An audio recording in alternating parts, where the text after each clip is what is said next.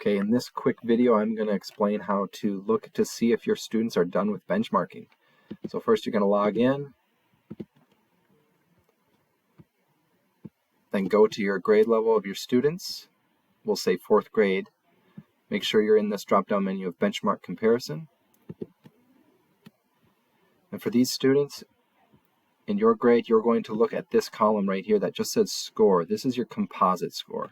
If your students have a score in this column, they are finished benchmarking. Now you can also look, this is under the battery is math. You can also look to see if they are done in reading. So make sure that they're done in both.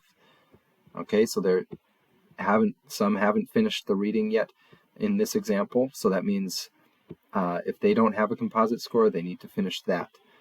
The only caveat for students with this score in this column is first graders.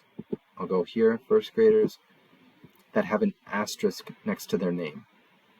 First graders with this will not have a composite score. That means they are taking it non-verbally and they're not taking this oral reading fluency, which is required to get a composite score. But these first graders with an asterisk will not have a composite score.